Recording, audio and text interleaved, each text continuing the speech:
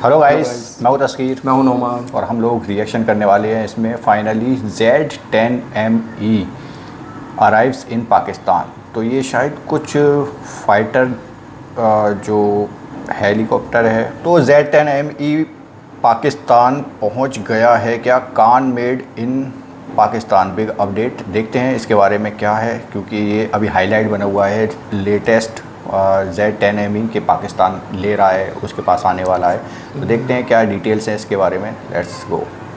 अस्सलाम वालेकुम, this is ODA fast start from defence outpost. तो आज दो काफ़ी ज़्यादा इंपॉर्टेंट और बड़ी अपडेट्स हैं पाकिस्तान आर्मी और एयरफोर्स से रिलेटेड, जिसमें सबसे पहली जो अपडेट है वो पाकिस्तान आर्मी के Z10ME अटैक हेलीकॉप्टर से रिलेटेड है, जिसके बारे में इस टाइम के ऊपर फाइनल कंफर्मेशन आ चुकी है कि ये अटैक हेलीकॉप्टर जो है वो पाकिस्तान आर्मी को डिलीवर हो चुके हैं। इस पूरी खबर के ऊपर बात करेंगे और जो बाकी इससे रिलेटेड डिटेल्स हैं, कितने नंबर में ये एयरक्राफ्ट जो है वो रिसीव हुए हैं, इसकी इंडक्शन सेरेमनी से रिलेटेड जो डिटेल्स हैं उसको आपके साथ इस वीडियो के अंदर शेयर करेंगे। और सेकंड जो इंपॉर्टेंट अपडेट है वो पाकिस्तान एयरफोर्स और तुर्किश TFX कान से रिलेटेड है, और साथ में बाकी तुर्किश वेपन से रिलेटेड जिनको इस टाइम के ऊपर पाकिस्तान एयरफोर्स ऑपरेट करती है, उनसे रिलेटेड एक बहुत ही बड़ी अपडेट आ रही है। तो उसको भी इस वीडियो के अंदर डिटेल में डिस्कस करेंगे। वीडियो काफ़ी ज़्यादा इंपॉर्टेंट होने वाली है, लेकिन उससे पहले अगर आप लोगों ने अभी तक चैनल को सब्सक्राइब नहीं किया हुआ तो please make sure to like this video and do subscribe to the channel. तो आज से ठीक 10 दिन पहले मैंने एक वीडियो बनाई थी, जिसमें उस टाइम के ऊपर मैंने मेंशन किया था कि Z10ME जो है वो जल्द ही पाकिस्तान को डिलीवर होने वाली हैं, और हो सकता है इसी महीने के अंदर डिलीवर हो जाएं। ये बात तकरीबन मैंने 5 से 6 जुलाई को अपनी वीडियो के अंदर मेंशन की थी। और आज इस टाइम पे अगर इसी चीज़ को कैरी ऑन करते हुए मैं अपडेट दूं तो इस टाइम के ऊपर इस चीज़ की बिल्कुल कंफर्मेशन हो चुकी है ऑफिशियल सोर्सेज के थ्रू कि पाकिस्तान आर्मी को Z10ME का जो पहला बैच है वो इस टाइम के ऊपर डिलीवर हो गया है। और ये हेलीकॉप्टर्स इस टाइम के ऊपर पाकिस्तान आर्मी एविएशन की एक ऑपरेशन बेस के ऊपर पहुंच चुके हैं। उस बेस का नाम ऑब्वियसली हम लोग सिक्योरिटी रीजंस की वजह से यहाँ पर कोट नहीं कर सकते, लेकिन ओवरऑल जो अंडरस्टैंड करने वाला पॉइंट है वो ये है कि ये हेलीकॉप्टर्स पाकिस्तान आर्मी एविएशन की तरफ से रिसीव कर लिए गए हैं, और अब इनको असेंबल करके ऑपरेशनल करने का जो प्रोसेस है वो इस टाइम के ऊपर कैरी आउट किया जा रहा है। बिकॉज चाइना से ये हेलीकॉप्टर्स कार्गो प्लेन्स में डिसअसेंबल्ड फॉर्म में आए हैं, और यहाँ पर पाकिस्तान में आर्मी एविएशन की बेस के ऊपर पहुँच इनको दोबारा से असेंबल किया जाएगा। तो ये प्रोसेस इस टाइम के ऊपर कैरी किया जा रहा है। और अगर बात करूँ कि पहले बैच में कितने नंबर्स में ये हेलीकॉप्टर्स पाकिस्तान आर्मी को डिलीवर किए गए हैं, तो इनका नंबर जो है इस टाइम के ऊपर कंफर्म तो नहीं है, लेकिन 4 से 8 यूनिट्स के दरमियान ये वेरी कर सकता है। इस नंबर के दरमियान Z10ME के जो यूनिट्स हैं वो पाकिस्तान आर्मी को इस टाइम के ऊपर डिलीवर किए गए हैं, जो कि पहले बैच का पार्ट है। और इसके बाद जो पाकिस्तान आर्मी का Z10ME का ओरिजिनल ऑर्डर है उसको कंप्लीट करने के लिए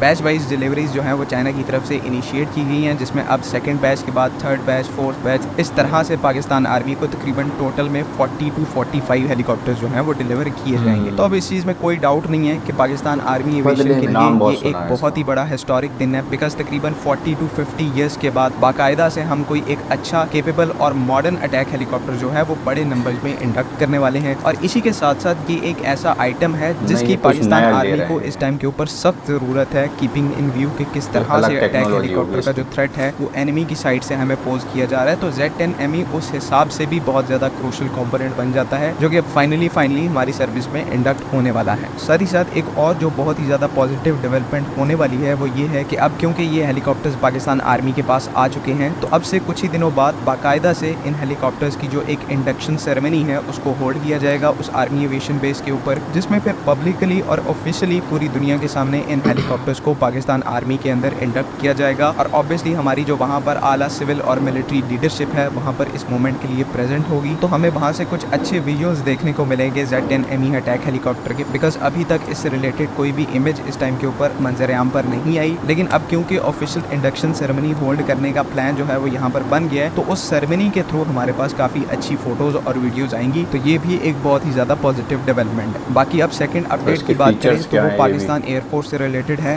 रिसेंटली तुर्की के जो डिफेंस मिनिस्टर हैं यासिर गुलेर, उनकी तरफ से पाकिस्तान एयरफोर्स के एयर हेडक्वार्टर का विजिट किया था। ये चीज़ मैं आपको पहले भी एक्सप्लेन कर चुका हूँ एक वीडियो के अंदर। और वहाँ पर फिर हमारे एयर चीफ की और Turkish defence minister Yasir Guler की एक बहुत ही ज़्यादा इंपॉर्टेंट मीटिंग हुई थी। और इससे भी ज़्यादा इम्पॉर्टेंट, उस मीटिंग के अंदर तुर्किश एरोस्पेस इंडस्ट्री के जो हाई रैंकिंग ऑफिशियल्स भी थे वो भी इस मीटिंग में शामिल थे और इस पूरे तुर्किश डेलीगेशन की तरफ से पाकिस्तान एयरफोर्स के साथ नेक्स्ट जनरेशन टेक्नोलॉजीज और जॉइंट मैन्युफैक्चरिंग के ऊपर काफ़ी ज़्यादा कॉम्प्रिहेंसिव डिस्कशन होल्ड की गई। और अब इसी पर्टिकुलर विजिट से रिलेटेड अनऑफिशियली इस टाइम के ऊपर अपडेट ये आ रही है कि हमारा जो पाकिस्तान एरोनॉटिकल कॉम्प्लेक्स है उसके साथ मिलकर तुर्किश एरोस्पेस इंडस्ट्री जो है वो पाकिस्तान के अंदर एक multi domain defence manufacturing facility को ओपन करना चाह रहे हैं। इस सब को लेकर Pakistan air force, Turkish ministry of defence और तुर्किश एरोस्पेस इंडस्ट्री जो है उनके दरमियान इसके ऊपर नेगोशिएशन की जा रही है और उम्मीद यही है कि इससे रिलेटेड जल्द ही एक पॉजिटिव डिसीजन ले लिया जाएगा, जिसके बाद तुर्की की एक जो लार्ज स्केल मैन्युफैक्चरिंग फैसिलिटी है उसको फाइनली पाकिस्तान में ओपन किया जाएगा। और ये फैसिलिटी स्पेशली जो है वो नेक्स्ट जनरेशन टेक्नोलॉजीज को पाकिस्तान के अंदर इंडिजिनसली मैन्युफैक्चर करने के ऊपर काम करेगी, जिसमें पहले फेज के तहत नेक्स्ट जनरेशन ड्रोन्स को, लॉइटरिंग म्यूनिशंस को और ड्रोन्स की जो म्यूनिशंस होते हैं, एंटी टैंक गाइडेड मिसाइल्स हो गए, प्रिसीजन गाइडेड म्यूनिशंस हो गए, उनको यहाँ पर जॉइंटली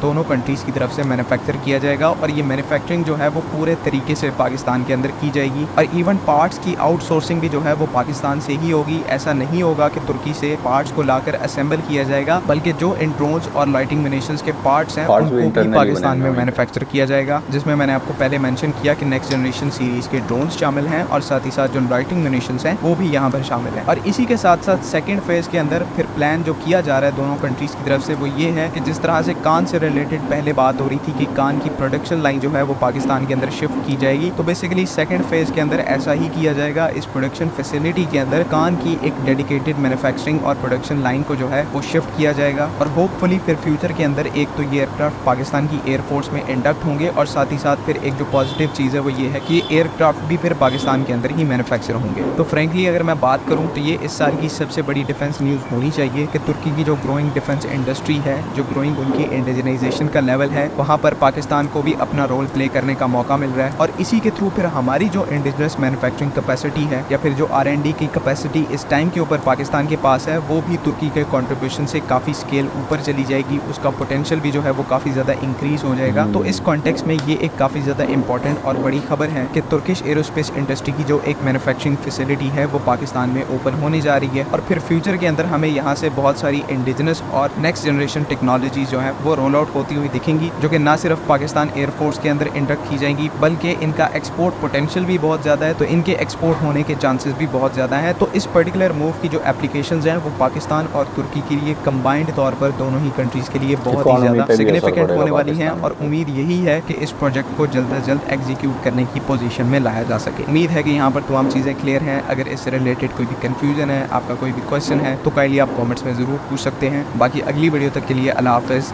पाकिस्तान जिंदाबाद। ऑलराइट, तो ये Z10ME हेलीकॉप्टर से रिलेटेड बात हमने देखी इसके अंदर कि पाकिस्तान को हमने सुना था बहुत टाइम पहले कि लेने वाला है ये, और कान का भी डिस्कशन चल रहा था, उस पर बहुत सारे वीडियोस हमने किए हुए थे पहले मैंने।